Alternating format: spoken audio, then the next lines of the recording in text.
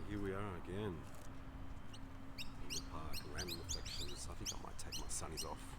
You can see my sunglasses are probably a little bit great for the sun, but not great when you need this interaction with people. So, random reflection for today. The one that just popped in, I guess it popped into the mind, but paradoxically is the losing the mind part. Yeah, I'm going to talk about when that construct that we call the mind starts almost, well, my experience, again, I will speak from this, or I will speak of this from my experience, and you can make sense of it as you will, as you like. I like to speak from my perspective, because it's different for everyone. This process is very different for everyone. So I will speak from my perspective, and yeah, take from it what you will. If it resonates, fantastic. So yeah, I very early on, and it's still occurring, there were moments, and I do recall that there were moments where I just felt like what I call the mind was just being deconstructed. I felt like it was melting.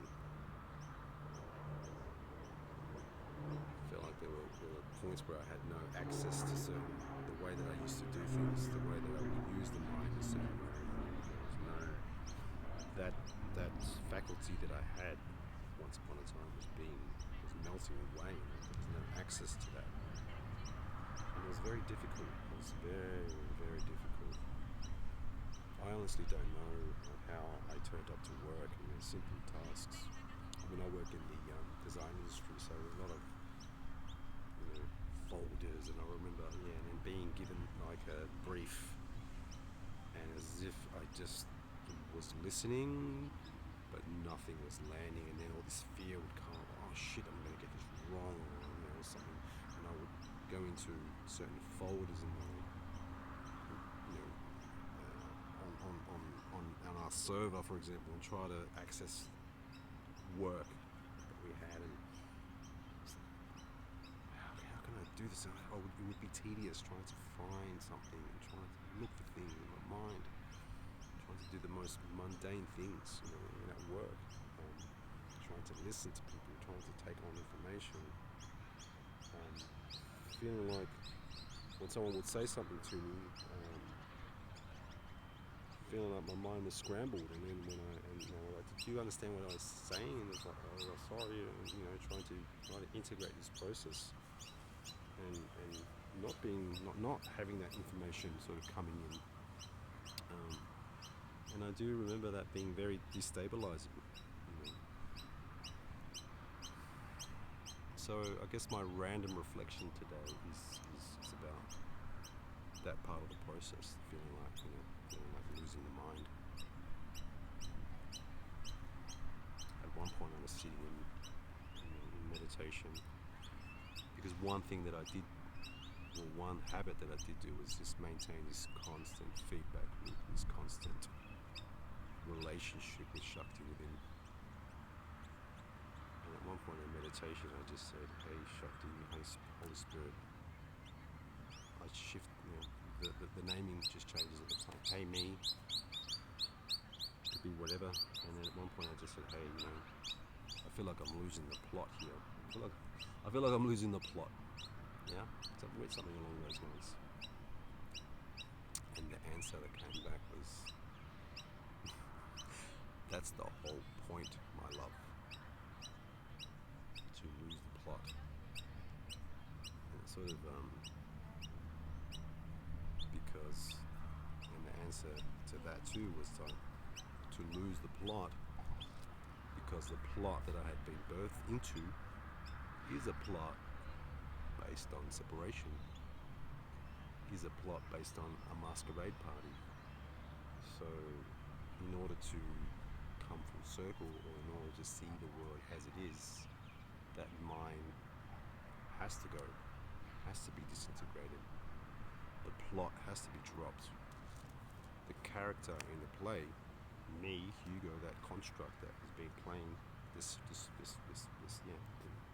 been acting through that mask with that mind, is being melted away. And in that melting away, then we can start to see things as they are. Right? Then I can see things as they are, not as I have been all along. So in certain moments where I would look into the mirror and think, who is that? I don't recognize that person in the reflection. I would look down and, you'll be very vulnerable here. Oh geez, you're dwelling in a male body. Here is consciousness, is melting away, and then, geez, these are male parts. Knowing that, played many different, many expressions in past lives. Whoa, okay. Is melting away, and it's been very destabilizing.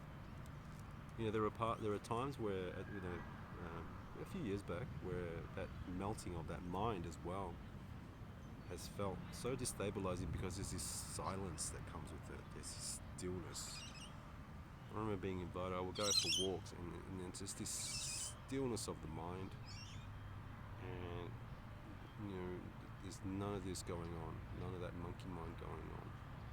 And sure, that might sound freeing, but at the time, it was very unnerving for me, because it was like, geez, how present can I be? How present do you want me to be? I can see everything. I walk past this place, and it's like I see everything. And there's no noise, and it's, sure, I've come past this same spot, and there's a tree, and there's this and this and that, and I'm looking around, and there's nothing going on here, and it's just so destabilizing. Just this feeling like I'm in a vat, like in a void of silence. And someone, from an enlightened perspective might think, oh, geez, that's great, yeah, there's no monkey mind going on, there's no voice in your head. But that took me a while to sort of acclimatize to, I must admit. To the point where now I really relish that silence. There's this inner stillness where that is not occurring so much. So that melting of the mind has been an important part of my own journey. Mainly because being a person who works in the creative industry, my imaginal faculties would take me, I guess maybe, the way I look at it is that the mind or the imagination or whatever, when it's not honed in or when it's not tamed, it starts to create a whole number of illusions.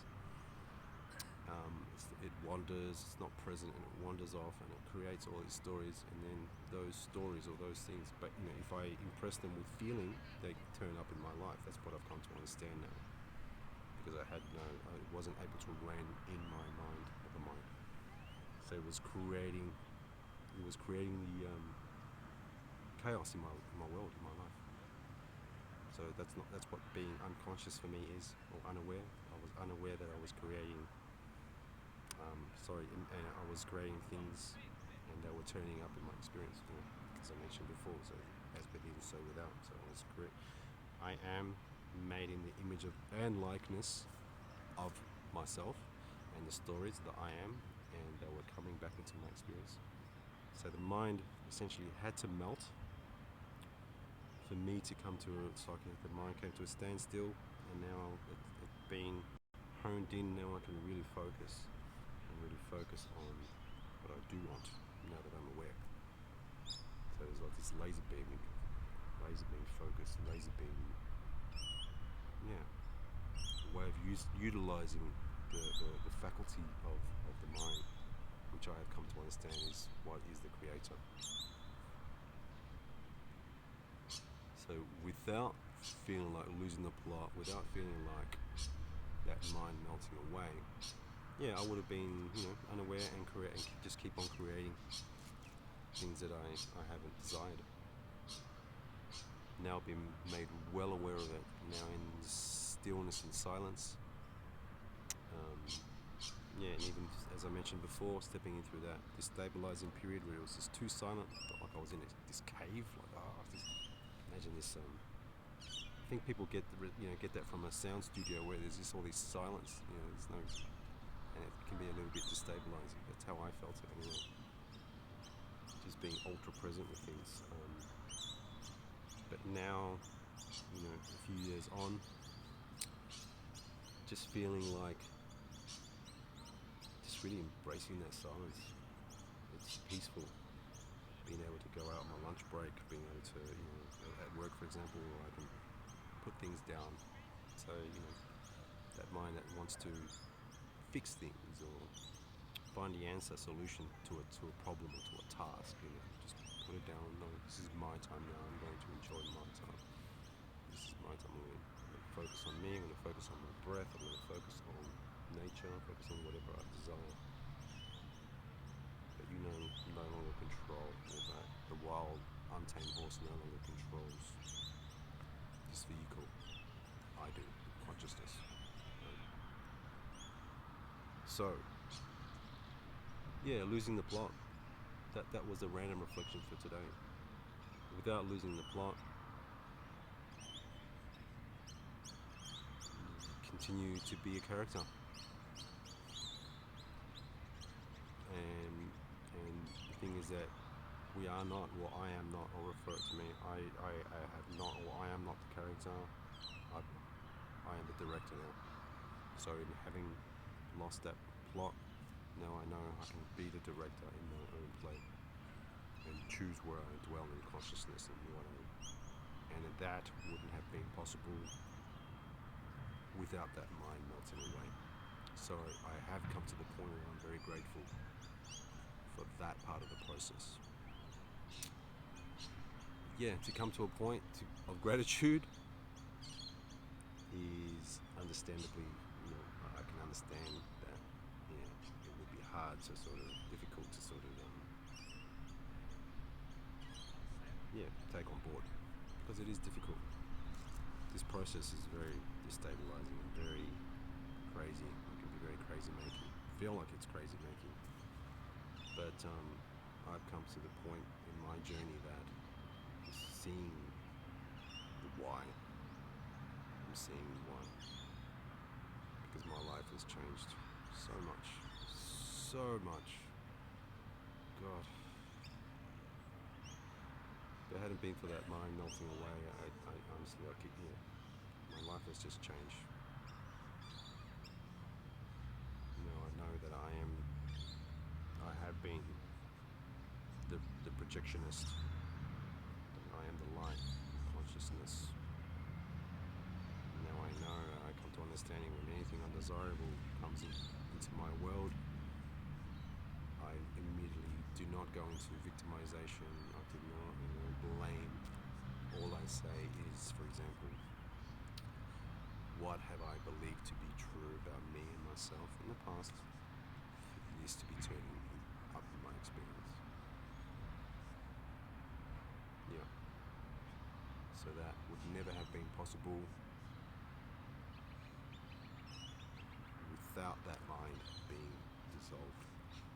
So I'm grateful. I truly am. This process is definitely amazing. And here I am to offer hope. For anyone listening, there's hope.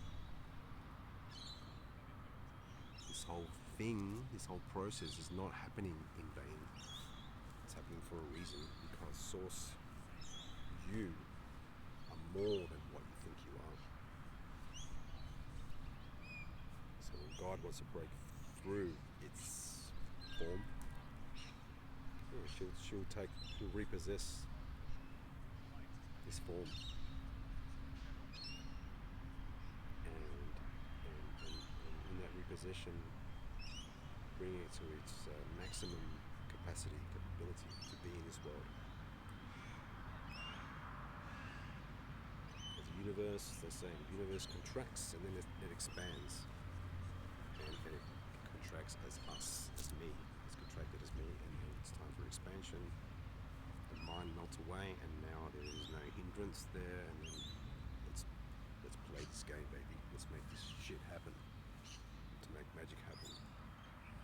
And I have been made in the image and likeness of not a god in the skies or somewhere,